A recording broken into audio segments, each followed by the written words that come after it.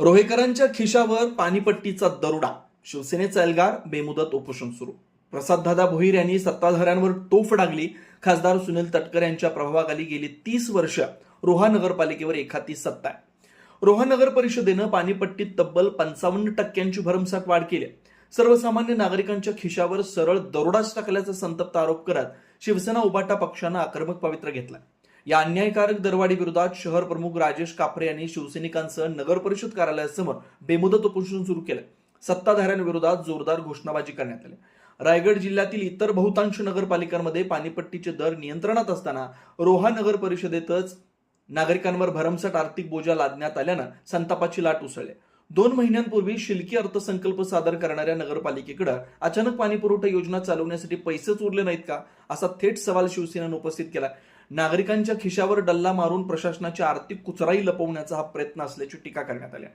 मार्च महिन्यातच वाढीव पाणीपट्टी मागे घेण्याची मागणी करणारं निवेदन नगर परिषदेला देण्यात आलं होतं. मात्र तब्बल 3 महिने उलटूनही प्रशासनानं कोणती दखल न घेता वाढीव दरानं वसुली सुरू ठेवली. त्यामुळे अखेर उपोषणाचा हत्यार उपसावं लागल्याचं शहर प्रमुख राजेश कापरे यांनी स्पष्ट केलं. यावेळी शिवसेनेचे जिल्हा संपर्क प्रमुख प्रसाददादा भोईर यांनी सत्ताधाऱ्यांवर तोफ डागली. खासदार सुनील तटकरे यांच्या प्रभावाखाली गेली 30 वर्ष रोहा नगरपालिकेवर एखादी सत्ता आहे. स्वतःला भाग्यविधाते म्हणवणाऱ्यांच्या नगरपालिकेत पाणीपुरवठा योजना तोट्यात असल्याचं कारण देत नागरिकांवर हजारो रुपयांचा अतिरिक्त बोजा टाकला जातोय. हे कोणत्याही सुज्ञ माणसाच्या आकलना पलीकडचं आहे, असा घणाघात त्यांनी केला. भोईर पुढे म्हणाले की स्थानिक स्वराज्य संस्थांकडे आर्थिक अडचणी सोडवण्यासाठी रिअप्रोप्रिएशन किंवा कॉस्ट सबसिडायझेशन यांसारखे पर्याय उपलब्ध असतात. नागरिकांना स्वस्त दरात सेवा देण्यासाठी इतर निधीतून मदत केली जाऊ शकते. मात्र ते न करता एकाच झटक्यात 1000 रुपयांपर्यंत वाढ करून सामान्य जनतेची कातडी सोडण्याचा प्रयत्न सुरू आहे. दरवर्षी 10% दरवाढ केली तर आम्ही ती स्वीकारण्यास तयार आहोत, पण एकाच वेळी 55% वाढ कोणत्याही परिस्थितीत खपवून घेतली जाणार नाही. वाढीव पाणीपट्टी रद्द होईपर्यंत आमचं आमरण उपोषण सुरू राहील, असा इशारा त्यांनी दिला. पाणीपट्टीच्या वाढीवरून रोह्यातील राजकारण चांगलंच तापलंय. नागरिकांच्या रोषासमोर नगर परिषद प्रशासन आणि सत्ताधाऱ्यांची भूमिका काय राहणार याकडे आता संपूर्ण शहराचं लक्ष आहे. रोहा नगर परिषदेने अत्यंत अन्यायकारक पद्धतीने 1800 रुपयावरून 2800 रुपये पाणीपट्टी केलेली आहे. आम्ही या निमित्ताने त्यांना निवेदन देखील दिलं होतं. त्याची कोणतीही दखल न घेता प्रशासनाने व येथील राज्यकर्त्यांनी अगदी फार निग्लेक्ट करून या गोष्टी घेतल्या होत्या.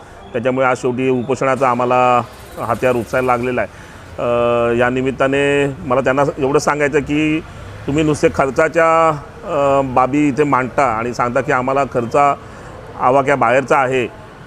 आमची नगरपालिका एवढी सक्षम नाही आहे की आम्ही तेवढा खर्च बेअर करू शकतो. परंतु मला त्यांना आठवण करून द्यायची आहे की जेव्हा निवडणुका असतात तेव्हा आपण लोकांना भली मोठी आश्वासनं देतो, लोकांना फार मोठ्या आशा आकांक्षा दाखवतो की आमच्याकडे केंद्रात सत्ता आहे, आमच्याकडे राज्यात सत्ता आहे, आमच्याकडे नगरपालिकेची सत्ता दिली की आम्ही तुम्हाला रिलीफ देऊ, आम्ही तुम्हाला सुखसुविधा देऊ. परंतु आज मात्र किंवा खर्चाच्या बाबींवर बोट ठेवलं जातं. माझी त्यांना विनंती आहे की ह्याच्यासाठीच लोकांनी तुम्हाला बसवलं आहे. तुम्ही समस्या सांगू नका लोकांना की आमचा खर्च वाढला आहे, आमचा खर्च वाढतो आहे, विजेचा खर्च वाढतो आहे. या सगळ्या गोष्टी तर सर्वसामान्य देखील भोगतो आहे आणि त्या सर्वसामान्यांच्या डोक्यावर अजून हा खर्चाचा भार टाकू नका. तुम्ही त्याच्यातून काय मार्ग काढणार आहात आणि ह्याच्यासाठी लोकांनी तुम्हाला निवडून दिलं आहे. त्याच्यामुळे तुम्ही ह्याच्यातून मार्ग देण्याचं काम करा. कोणत्याही समस्या आम्हाला सांगू नका. आणि अशाच प्रकारची आता जी काही चर्चा झाली विशेषतः उपोषणाला बसलेल्या शिष्टमंडळासोबत या ठिकाणी प्रशासनाच्या सोबत आणि इथल्या सत्ताधाऱ्यांसोबत तिथे ज्या नगराध्यक्ष ताई देखील उपस्थित होत्या, त्यासोबत सभापती, त्यासोबत CEO हे देखील उपस्थित होते. त्यांच्यासोबत चर्चा होताना त्यांनी त्यांची बाजू मांडताना हे सांगितलं की पाणीपट्टी वाढवण्याचे कारण की या ठिकाणी पाणी पुरवठा करतानाचा खर्च अवाढव्य वाढलेला आहे आणि त्याच्यामुळे आम्हाला नाईलाजाने करावं लागतं आहे. त्याच्यामुळे आम्ही त्यांना ठणकावून सांगितलं की तुमचा नाईलाज असेल आम्ही समजू शकतो, परंतु एका वेळी एवढी भार करणं हा कुठल्याही नियमात बसत नाही. शेवटी काही तांत्रिक गोष्टी असतात की ज्याच्या माध्यमातून प्रत्येक वर्षी दरवाढ होणं अपेक्षितच असतं. परंतु आमची त्यांना हीच विनंती होती की बाबा तुम्ही ती दरवर्षी करा. एकदाच लोकांच्या माथ्यावर 1000 रुपयाची वाढ करण्यापेक्षा ती दरवर्षी करावी, अशी आम्ही त्यांना या ठिकाणी विनंती केली आहे की बाबा आता जी पूर्वीची पाणीपट्टी होती त्याच्यामध्ये तुम्हाला वाढ करायची झाली तर ती अगदी पुढच्या 5 वर्षांमध्ये तुमची त्या प्रपोर्शनेट असावी. अशा पद्धतीने तुम्ही निर्णय घ्या आणि जर तो निर्णय तुमचा होत असेल तर मात्र आम्ही सकारात्मक दृष्ट्या तो स्वीकारून मग सर्वसामान्य रोहेकरांना न्याय देण्यासाठी आम्ही कटिबद्ध आहोत. परंतु तोपर्यंत मात्र आम्ही आमच्या उपोषणाच्या निर्णयावर ठाम आहोत.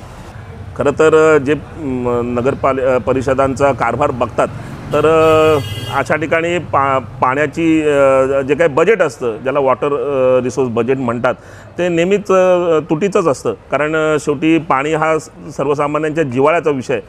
Safe and portable drinking water ही utmost priority of any civic body. त्याच्यामुळे पाण्याला सर्वांचंच प्राधान्य असतं.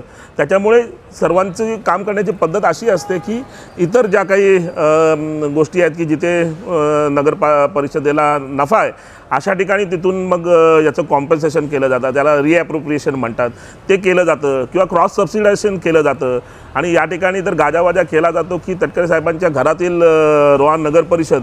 आणि जेव्हा आपण अगदी स्वतःला भाग्यविधाते म्हणतो, इथे जेव्हा आपण पालकमंत्री मंत्रिपदं भूषवतो, तेव्हा अपेक्षा लोकांची हीच असते की आपल्या या स्थानिक नगर परिषदेला केंद्र शासनाच्या, राज्य शासनाच्या ज्या किकबॅक सिस्टीम्स असतात, किकबॅक स्कीम्स असतात की ज्याच्या माध्यमातून नगर परिषदांना त्याचं कॉम्पन्सेशन भरून दिलं जातं. ज्या डेव्हलपिंग नगर परिषद आहेत त्यांना अशा ॲमनेस्टी स्कीम्स शासनाच्या उपलब्ध आहेत. मी त्यांना विनंती केली की अशा पद्धतीच्या स्कीम्स आपण शोधून काढा आणि त्याच्या माध्यमातून नगर परिषदेचा देखील तोटा भरून काढता येईल आणि सर्वसामान्यांवर देखील त्याचा भार पडणार नाही. असा मध्यम मार्ग तुम्ही काहीतरी स्वीकारा. आणि अशा पद्धतीने याची मात्र त्यांनी तयारी दाखवली की अशावर आम्ही अभ्यास करू आणि अशा पद्धतीने काय मार्ग निघतो का याच्यावर निश्चित आम्ही सकारात्मक विचार करू असं आश्वासन त्यांनी आम्हाला दिलं. परंतु तोपर्यंत मात्र आम्हाला ही दरवाढ ठेवावी लागेल असं त्यांचं म्हणणं आहे. परंतु आम्ही त्याच्यावर त्यांना ठामपणे सांगितलं की एकदाच ही दरवाढ आम्हाला सर्वसामान्यांना मान्य नाही, आपण ती टप्प्याटप्प्याने जरूर करावी. आम्ही देखील त्याचा सकारात्मक विचार करू.